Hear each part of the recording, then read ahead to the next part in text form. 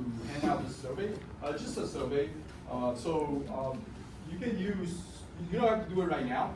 This survey is basically just, you just need to put your name and major on it. And now I just want to do a brief investigation. What's your motivation of taking this class and how can I help you?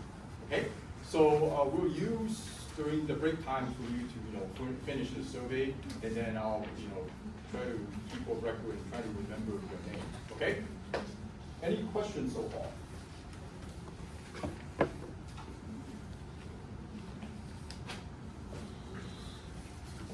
So you can you can do it right now or later. That's totally fine. I won't collect it right now. So I will do this later on. All right.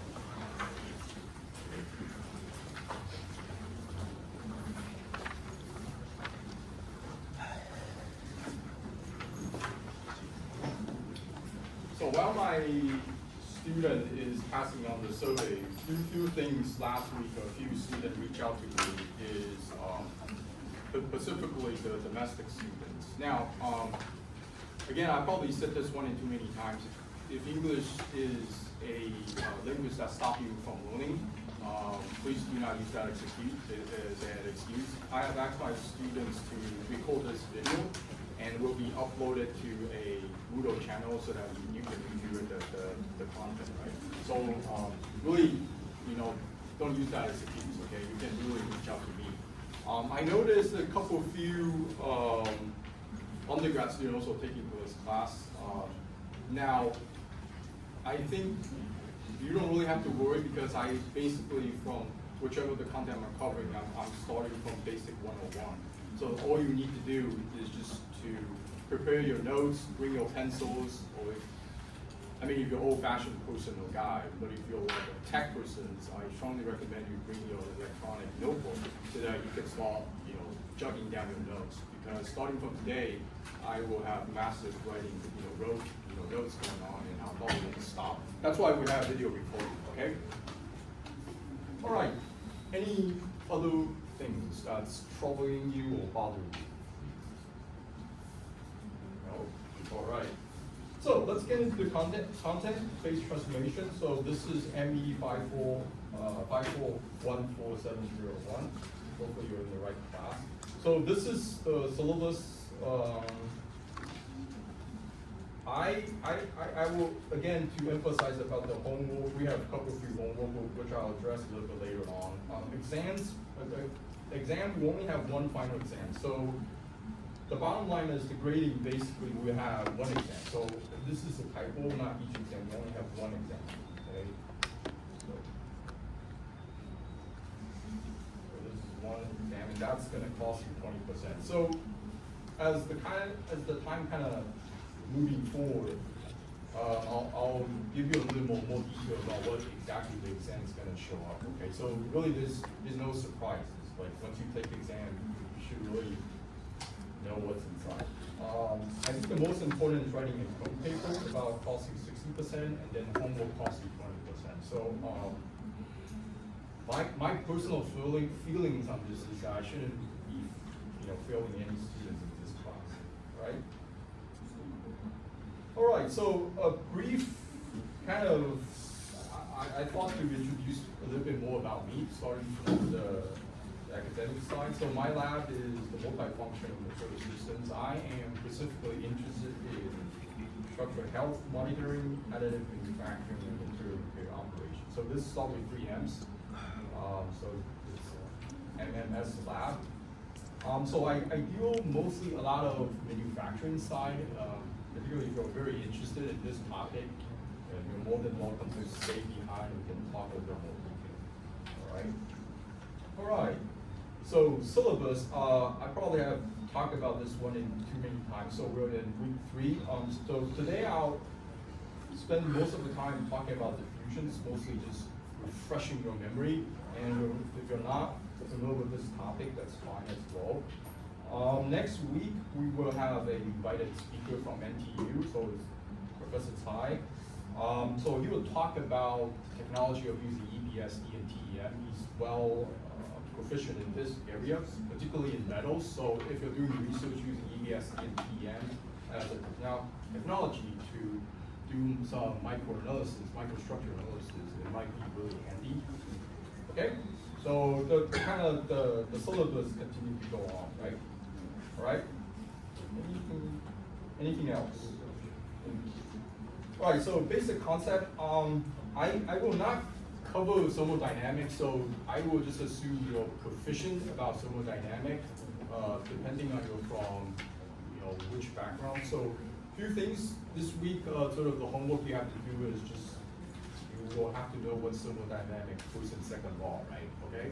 So this is, hopefully I don't have to explain this, right? So you guys got this, right? So go home and then review that, all right? Enthalpy, entropy, free energy, basic relationship of thermodynamic functions, right? So I shouldn't have tell you what's enthalpy. It shouldn't be a very unfamiliar word for you guys. And if it is, then review it. Spend some time this week to kind of have a crash on this content, okay? Temperature, pressure effects is a must, particularly dealing with metals, okay? Equilibrium, defects in solid. Solutions, mixing ideal solutions, regular solutions. Most importantly, phase transformations and phase diagrams, right? So this is important, right? So phase diagrams and phase rules. So I think just want to make sure, so everybody knows what's a phase diagram, right? So just want to check, those that doesn't know what's a phase diagram, can you raise your hand? All right, let's do it other way, hopefully to kind of rise your morale. So those that know phase diagram, can you raise your hand? Those that know phase diagram. Seen a phase diagram. Seen phase diagram. Seen.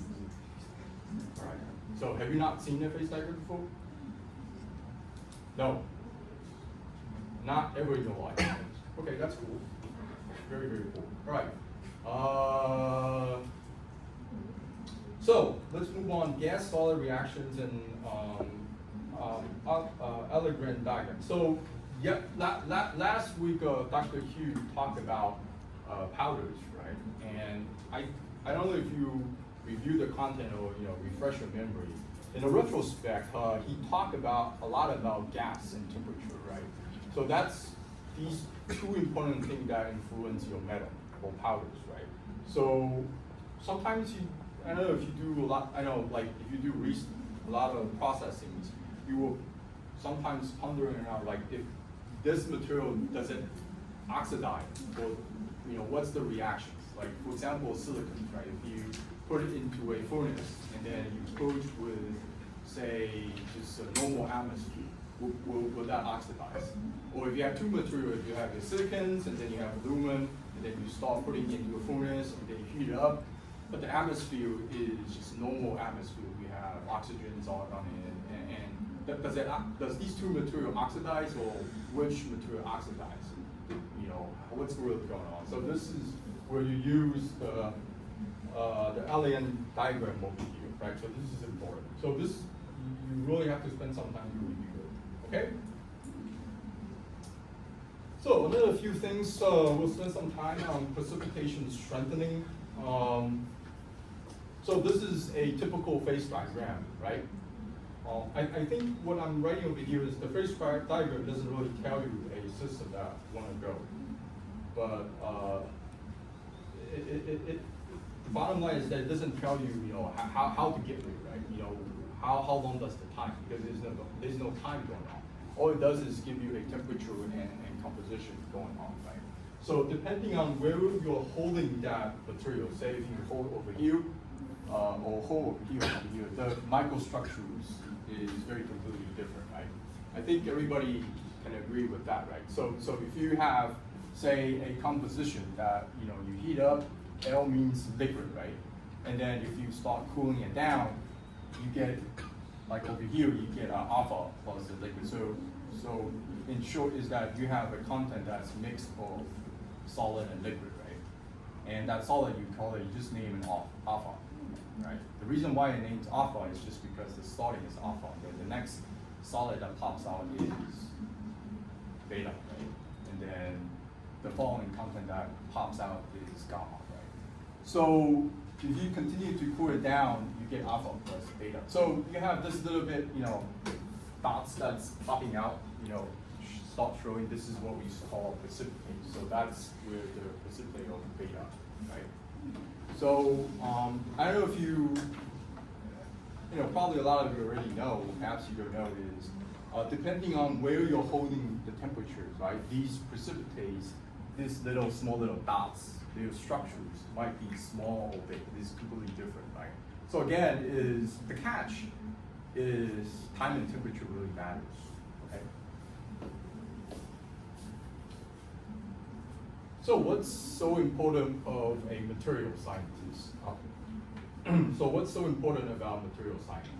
I think, again, is I often emphasize this to my graduate students, particularly in my research, right? So in your research, there's probably, when we're doing research, right? For those in other research, you're doing research and then you get data, right? You get a lot of data and your advisors happy. Wow, fantastic, right? But I think the most important at the end of the day is you try to connect that with the process. The process meaning your manufacturing process or your synthesis process, right? And you look at the microstructures, right? And the common people that do is they chuck in that material into SEM and look at its microstructure, right? So look at its microstructure, right?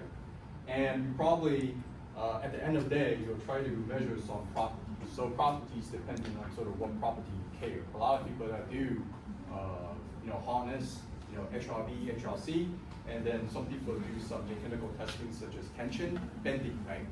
So this relationship between the process, you start with the process, right? You start with the process and then structures and the property relationship, right? So the process really matters, how you connect with the microstructures and the property relationship. So this logic,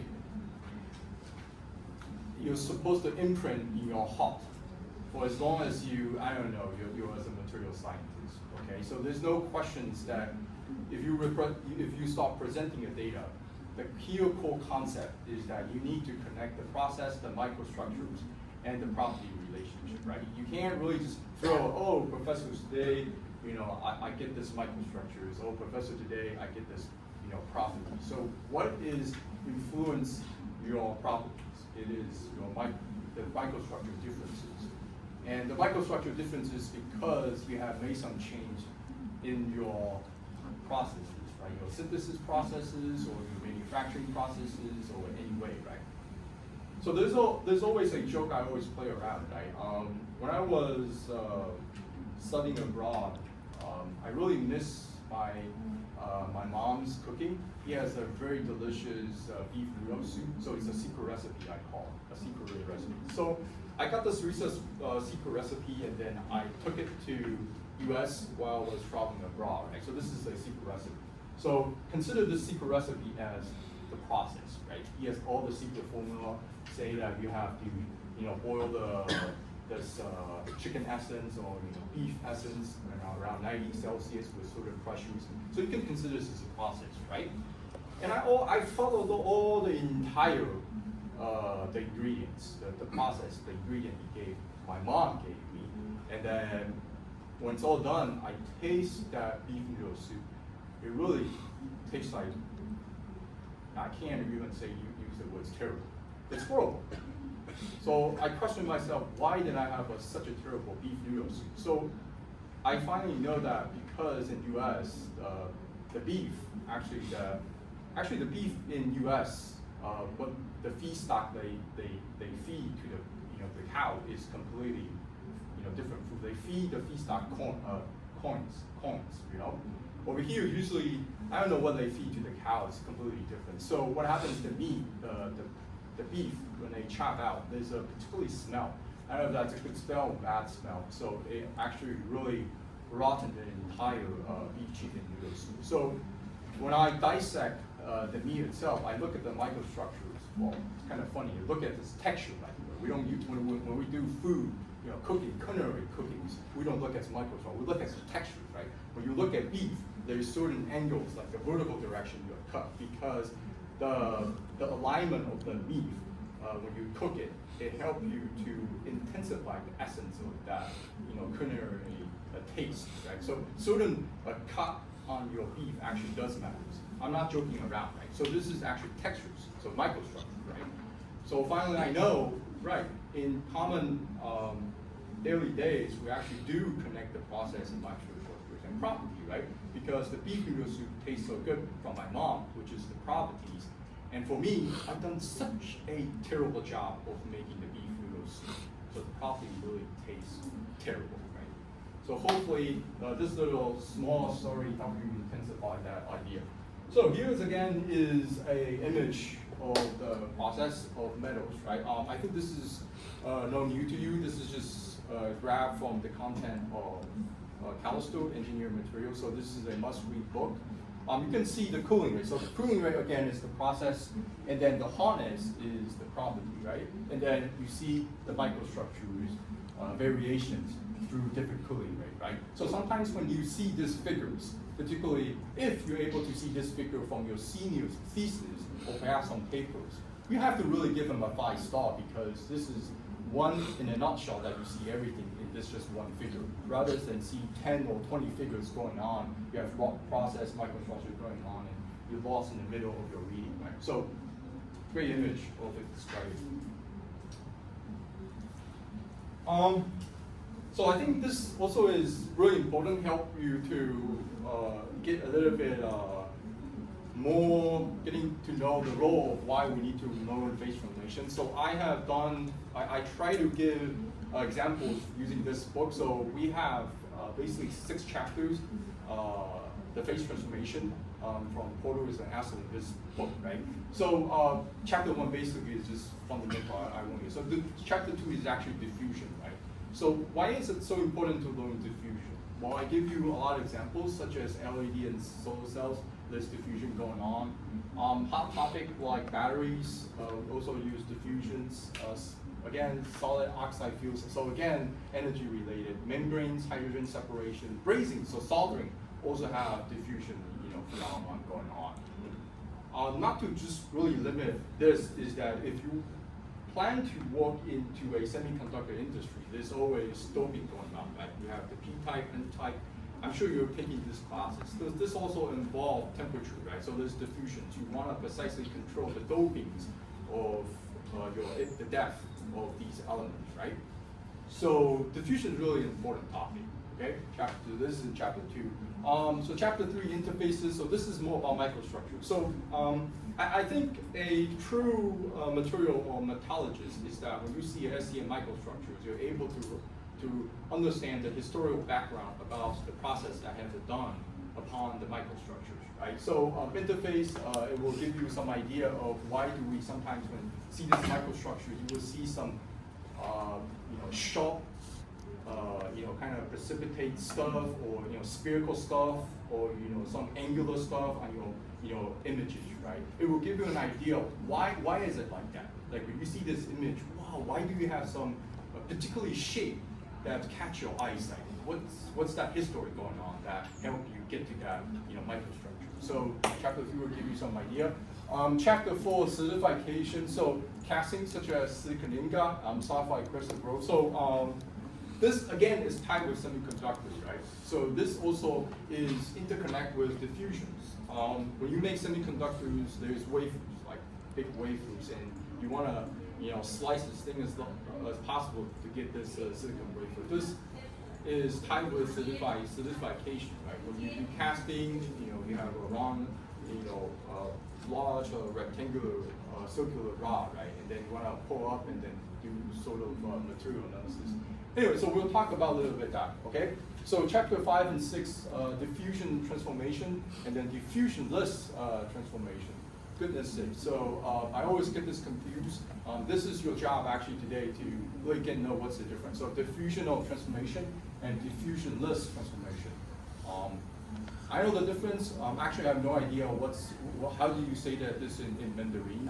I don't know at least in the English way. So structural alloys we have, so we have alloys, for example, aluminum, right? So this is where precipitation comes in, kind of kicks in, right? Titanium, depending on how sort of the heat treatment you're playing around, right? If you quench it, you guys know quench, right? Quench, right? So quench meaning that you're taking this material and then quickly drop into a normal temperature. So normally this will turn into a diffusionless transformation because you hold the microstructure without transformation, right?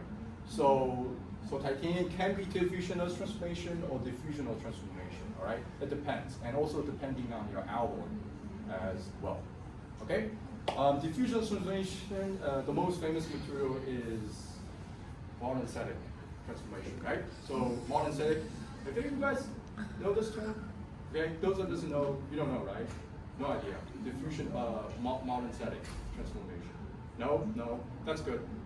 马连散铁相变化. So this is a well-known, popular kind of phenomenon. So it also holds the microstructure without changing, but it still has some microstructure change. Now, iron carbon is mostly used as an example, but also titanium, as I said, is often also happens. All right, so I give you some example over here. So hopefully, convince you phase transformation is an important topic. All right, so I think so taking this class also has tied with your scores, right? So scores is the most important thing, right? Right, that's the most important incentive for taking this class. Okay, I know that. I was a student before. So I'm gonna spend again just quite some time to explain how we're gonna use this term paper to kind of grade your 60%, all right? So no, like just handing me a ChatGPT generate document, or you arbitrarily choose 4 or 5 paper and then crash together a document and then throw it to me and then, hey professor, this is done, you read it, and give me a grade. That's not gonna happen. So for you, each of you, I will read every word from the beginning to the end. So I do really appreciate you putting effort on it. Okay, so the home paper worth about 60%. So this is sort of breaking up into 4 categories. At first, we have a half-page proposal. So meaning that just give me a sort of what you plan to do, right? So sometimes you've done this before, right? Last 2 semesters. So he's already familiar. So if you guys have, after this class, you're still a little puzzled, you can ask my student over here, okay, Chenhan. List of 6 references. So term paper, so the bottom line is this term paper basically is you're doing a literature review, right? So you're kind of grabbing this literature review you find on the website, and then you're trying to put into a paper content. So this will help you for writing your thesis, for example, and then putting a document, whichever you plan to do. So outline is pretty easy. So normally I'll give you the template. So the outline really you don't have to do anything. Outline is you have an abstract. So this is like a very this is a really fixed format. You have an abstract, you have an introduction, you have experimental method, results and discussions, and then conclusion. Right. So this is a fixed format. Now within this fixed format, inside each of these content, you do have the flexibility to change around between each of the sections. Say in the results and discussions, below that you can have like point 1, point 2, point 3, point 4, right? So you do have that flexibility. And then the term paper, basically you start throwing all the content inside and then cram up together, okay? So the term paper can be any research topic you plan you want to do, all right?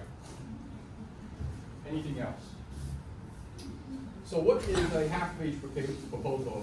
The half-page proposal, is just to help me to assess you about what you plan to write, right? So normally is, I don't tend to reject any proposal. Normally if you write something, I'll give you some feedback. If it's just really ridiculous, probably you just have to resubmit your proposal. But usually, I think the takeaway is why you have to convince me why the topic is important, what's the basic method, and what are the potential sort of outcome, right? So grading will be a half-page summary, so it's just a half page. Please do really not, 2 years ago, last year when students taking this class, they submit a two-page proposal. I don't really want to see that. I just want to see a half page or even less, right? Just a 3 or 4 sentence telling me what's really going The bottom line is, as long as you do it, you should get full credit, right? So if you submit it, you get the credit, regardless if I reject your proposal or not. So you just have to do it, you get the credit. It's simple as that. So no catch. So list of 6 references. So again, the list of 6 references. So list of 6 references is meaning that the references that you have kind of choose is the basic topic you're gonna write about, right? So carefully choose the 6 references. So I will guide you. Be very careful about this 6 references you want to choose, right? How are you gonna make up the story? Okay, so think about that. So question is, can you choose more than 6 references? The question is yes, you can. Okay, but the minimum is that you need to take 6 references as the kind of the minimum bar. So you must also write a short paragraph explaining why each reference is relevant, is relevant, important. Telling me this is right. So telling me this is important isn't important. So again, I have the template later on. I have the template. I'll open it up a little bit later. So telling me this is important because this helps you write a paper. Doesn't justify that, okay? Grading this will be relative binary, so as long as you submit, again, as long as you submit, you get the credit, okay? So again, the bottom line is you submit, you get the credit, all right? Regardless if I give you comment or I'm not happy about your work, but you still get the credit, right? Potential resources, journal, conference paper, government website, company, all these stuff. So it doesn't have to be a SCI paper. It can be, a standard. It can be a newspaper. It can be anything. As long as you cite the source where it is coming from, right? Source is important, right? You can't arbitrarily come up with information without justifying where it's coming from, unless you did experiments. Okay, so this is an important concept. So anything you wrote nowadays, you need to cite the source where it's coming from, unless this is from you that you may experiment or something you cooked from your lab, okay? What else is plagiarism you gotta have? So outline, the outline forms the sketch of your term paper. So if it's done well, writing the actual paper will be just really easy. So I think the most time you'll spend is, thinking about what you plan to write, right? So again, grading will be binary, assuming you do it, you get full credit. Okay? So you submit it, and if I have questions, I'll give you feedbacks. You still get your credits. So outline progress. Paper should start with easy concept you understand. So really again is you start with the introduction, right? Paper should get progressively more technical. And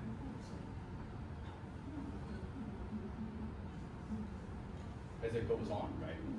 This is important, and then paper should end with easy to understand conclusion. Okay?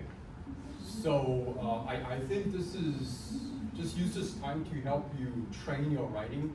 I don't really expect writing can come with a short time, but try to do that, right? All right, so term papers, so after you put up all these stuff, the term paper basically is a 10 to 12 page, okay? And I have a template later on you can see, and then I also have, when I say template, meaning that you can follow this template. There's really no, trick behind this, and what I really want to see is just 10 to 12 page. Okay, so temp paper is 10 to 12 page. It's really not a lot.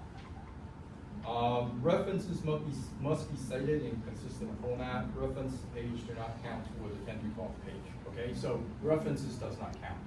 So all the content you put in is 10 to 12 page. Now gradings for this term papers, you 10 points for grammars, free arrows. Okay, figure qualities, and then 20 points for following the template and the paper's instructions, and then 60 points for the content. So this add up for 100%, right? So your term paper I'll still grade you for 100%, right? And then start deducting points if you have grammar errors. You'll be surprised about figure quality wise. So sometimes I don't really, when you guys like students in the past, when they're putting figures like either they're too small or they're too vague, that fuzzy, that I can't really read it. This is something you need to sort of bear that in mind. I already specifically give you the instructions how you're supposed to write your papers in terms of the title, how you put it, how you submit it, and what's inside it, and specifically the page numbers, right? Page 1, page 2, and page 3, right? That will cost you 20 points. So surprisingly, last year, there's people that lost 20 points because they think that they don't have to follow this. Again, I just try to encourage you to follow these instructions, right? Okay. 60 points is about the content, okay? So, figure qualities and messages. So, I'm using this slide. Hopefully, probably you think this is very redundant, but I'm just trying to enforce that into your brain and your heart, and then you'll never forget, right? I don't know how to do that, but at least I find this is quite a way. So figure quality and messages. So a figure worth 1,000 words, however, a bad figure will also destroy everything, right? So this figure is, regardless, about the stuff that's going on, at least you know what's, it's a thing, this is being set up, and you're trying to do something, right? And then you have each of these figures explaining what's going on, right? You have the names next to it, everything, right? And then you have at least a gas cylinder, you have some nozzles, you're doing whatsoever, right? So this is where the content where you have to give a description, describe what's going on, right? So the figure really important, right? Now let me give you an example on the right-hand side. This figure. This road may or may not close on or about May 2022 for approximately 3 weeks. So what the heck is this image, right? What does this image even tell you, right? So it gives you nothing, and exactly give you more chaos, more confusion, and more depression, right? So so the thing is, why I'm doing this is reading a paper should be your own personal signature, right? You should really put an effort, and this is really from you. So when I receive this paper, it should be in a well organized format, and you're proud of it. Okay, I shouldn't be receiving it, and then every figure is flying there and here, and then the content is just inconsistent. I might have tiny Roman over here, and then a font size in a different category, and that's just really terrible to make people depressed, right? So this is exactly what I'm trying to emphasize. Okay, all right.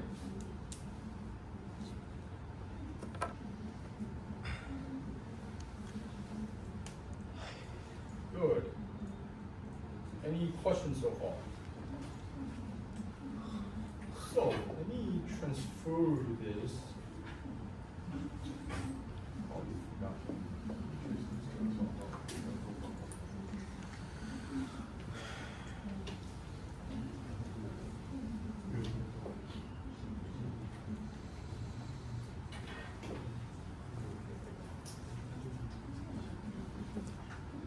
All right, good. So the computer's on now. Hopefully you guys know how to use Ludo, right? So I already have uploaded the course content for this week, diffusion. These are the class stuff. You can download that, and then these are. So every end of the week, when I'm done lecturing, I'll upload the notes just in case if I wrote too quickly. Okay, so these are just the blank stuff. Now, if you kind of scroll down a little bit more farther along, we already have a half-page proposal due. Okay, so that's up on your, kind of your up on your shoulder over here, the due date, right? So basically, what I've done is I set up. You can start submitting right now, but there's a cutoff timeline review. So half the page proposal, list of 6 references, first homework, okay, and then outline, and then second homework, term paper, and then that's the due date, right? So if somehow you already miraculously done your term paper, you can start submitting right now, which I won't stop. So other question is, homework-wise, is we have first homework. So there's first homework and then second homework, right? So the kind of thing is that every week we have instructor, for example, like me, and then last week was Dr. Q, right? So depending on the instructor, if he has given you homework, remember to provide, start writing that down, that homework, and then put it into a Word document, and then later transfer that into a PDF and upload to first homework, right? So it's a summarize of each week of the instructors, if he or she, depending if you want to give you homework or not. So just sort of summarize everything on page 1, page 2, and then summarize into a one document as a first homework. So I will not open every homework every week depending on the instructors. I'm just making this an easy part. So first homework, and then we have a second homework. Okay? Questions? Clear? All right. So other stuff is this term paper, right? So I have upload the template over here. So you can see the DOCX, that's the Word file you can fill in, and then the PDF is originally what I have used this template to write the stuff, right? So the first thing about proposal, let me download the proposal for you guys. So this is the half-page proposal, what it looks like. Let's open that. Okay, so this is the halfway proposal. So replace your name, department, like your department is department, or whichever the department you're in, right? And then title for the ME, right? So replace and then a half-page proposal. All right, is that clear? All right. So again, is every year I have students that I don't know if it's just he or she is not listening. What he done is that he just instead of delete, he put a topic over here, okay, and then didn't delete this, okay. So I don't know if it's just me isn't being clear, or and he or she would place his name over here and didn't delete this one, okay, and then replace your, again, is I don't know if it's just me being stupid or it's all right. So when I say replace with your title, meaning that I ask you to delete this and then put your stuff, and then this is in tiny Roman and then tiny Roman, all right. So I shouldn't be seeing like I don't know, 新系谜题. Okay. Now, it is fine if I see 新系谜题. If you choose to write Mandarin, that's fine as well. Okay. If you want to use English, that's even better. So is there great differences? No. But again, I encourage you to write English. There will be no point deducting if you write English. All I ask, it's just more work for me because I will help you, polish your grammar or revise your grammar. All right. So if still you're confused about what exactly the proposal should like, I have downloaded what exactly the proposal. So this is the topic that I write when I was a graduate student, and then my name, and then the school, and then half-page proposal, right? So you can see this over here. So I already write too much. It's supposed to half page, right? So evidently this is not half page. Okay. After the proposal, you have the reference coming up, right? So the references is download that. You have the references. Again, is you just duplicate whatever over here, right? What you have done for your proposal, just copy and paste what you propose. References, reference. So copy. So same as like you have one, and then this, and then start giving me some reasons, right? So like just this six references is good enough. So to give you a more clearly what the idea, what I'm looking for is, let's download this PDF, and then you see reference one like that, and then this all give you a general overview, blah blah blah. This paper suggests the knowledge of blah blah blah, and then this paper takes about blah blah blah. This paper divides more into Raman spectroscopy, Raman spectroscopy and view technique. This gives paper reasons why and how, right? So this is what I'm supposed to see, right? So this is for your own good to really be consistent writing all of this. Okay? Now, another sort of thing I want to talk about is, I don't know if you noticed, is my name is John Ting Tsai, and then space AAEF552. This is class I took when I was at Purdue, but you're supposed to replace that with ME. What's this class? ME. What's this class?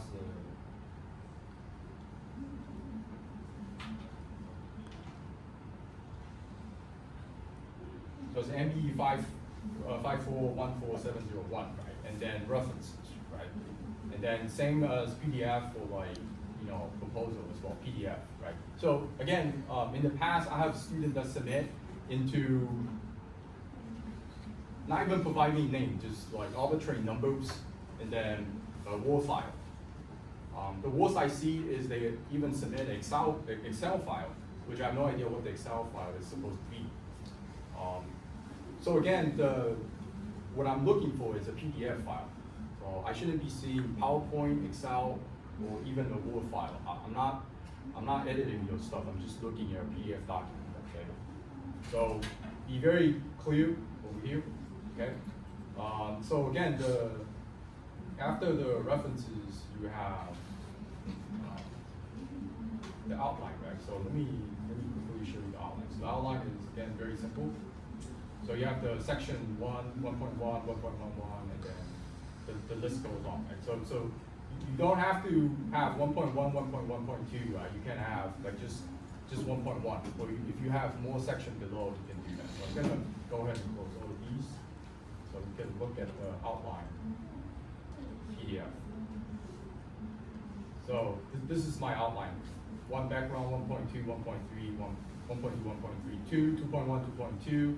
And then you have all the stuff I'm going to talk about, right? And then 3, and then you have the stuff I'm going to talk about, right? So just nice and clean. And then finally, the term paper is, again, I provide you the term paper template, so you can look. So I don't know what language is this, but please write in English, okay? Or, the least in Mandarin that I can be readable. So you have the sections, section 1.1, section, all these stuff. So you start filling the content. So if you go ahead and then look at the, see that? Let's go ahead and look at that.